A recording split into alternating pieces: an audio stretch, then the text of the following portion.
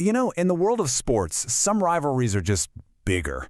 They're more than the game itself. But honestly, none carry the weight of history, politics, and the sheer passion of over 1 billion people quite like India versus Pakistan in cricket. So let's really get into what makes this so much more than just a match. Yeah, this quote just hits the nail on the head, doesn't it? It's never just about the runs on the board or the wickets taken. Nope. This is all about national identity. For hundreds of millions of fans on both sides, every single win, every single loss, it feels personal. I mean, deeply personal. So, to really get why a simple cricket match can carry so much weight, we've got to go back, way back, right to the very beginning, to the moment these two nations were literally born from one. Okay, so the foundation for all of this was laid back in 1947, the partition of British India. I mean, it was a truly traumatic, violent event. And those deep-seated tensions, they didn't just vanish into thin air. They had to go somewhere. And they found a new, and thankfully much more peaceful arena to play out, the cricket pitch. And it didn't take long for this to spill onto the field. The very first Test series was played just 5 years after partition, and believe me, the intensity was there from ball one. But here's the interesting thing. Cricket also became a tool for diplomacy. In '87, Pakistan's president actually visited India for a match, and it helped cool things down politically. But then, fast forward to the '90s, and tensions were so high again that they couldn't even play in their own countries. They had to meet on neutral ground. Right, so this whole political backdrop, it just set the stage for some absolutely incredible on-field drama. We're talking about some of the most unforgettable moments in the entire history of the sport. Okay, you gotta picture this. It's Sharjah 1986, the final of the Asia Cup. It all comes down to the very last ball of the match. Pakistan needs 4 runs to win. India just needs to stop them from scoring. The weight of 2 entire nations, it's all on the shoulders of one guy, Javed Miandad. And Miandad, he didn't just get the 4 runs. He hit a 6, a full-blown 6. It was an absolutely stunning, history-making shot. For Pakistan, it was this moment of legendary triumph. For India, well, it was a source of deep, collective heartbreak for years and years. But you know, it wasn't always about that kind of bitter rivalry. Check this out. In 1999, after an impossibly close game that Pakistan won by a razor-thin margin, the Indian crowd in Chennai did something, well, something remarkable. They gave the winning Pakistani team a standing ovation.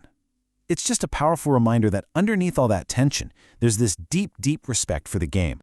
And then you have the 2003 World Cup. Enter Sachin Tendulkar. He's facing one of the fastest, most fearsome bowling attacks ever put together, and he goes out and plays one of the greatest innings of his entire career. His 98 runs, it was just an absolute masterclass in grace under fire, completely dismantling the opposition and leading India to this huge victory on the world's biggest stage.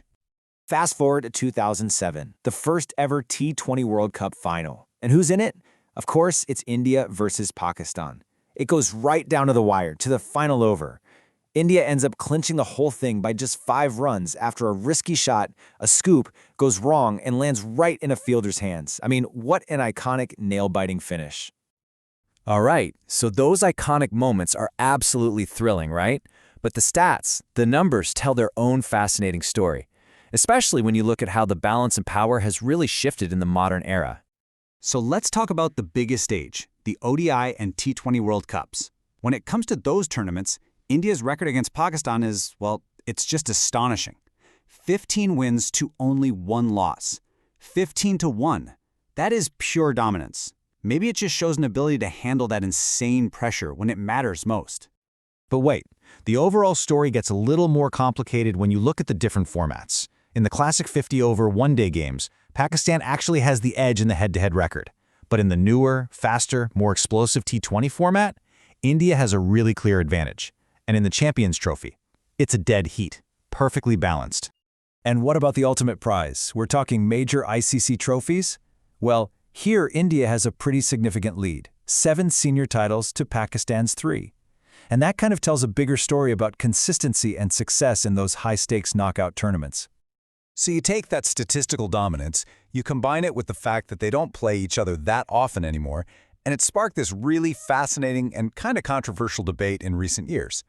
Yeah, a huge turning point was after the tragic 2008 Mumbai attacks. After that, regular bilateral cricket series just stopped. So now the only time they face each other is in big multi-nation tournaments. And that has completely changed the whole rhythm and the feel of the rivalry. And that lopsided record in recent years is what led India's captain, Suryakumar Yadav, to make this really explosive statement. He pointed right at the scoreboard, at the stats, and basically said, this isn't a rivalry anymore. He's arguing that if it's so one-sided, it's not a real contest. But as you can imagine, Pakistan's star bowler Shaheen Afridi had a pretty sharp and fiery response to that. His words, "We will see then," they perfectly capture that simmering passion on the other side. For the players and fans in Pakistan, trust me, this rivalry is very, very much alive.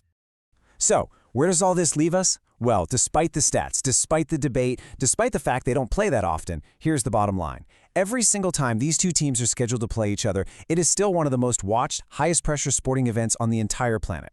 Period. And that really brings us to the big question, doesn't it? Has this incredible rivalry become a memory? Is it something we just talk about in the past tense? Fueled by old stories of legends? Or with a whole new generation of super passionate players and all these unresolved arguments, is the next thrilling, unpredictable chapter just waiting around the corner to be written? I guess only time and, of course, the next match will tell.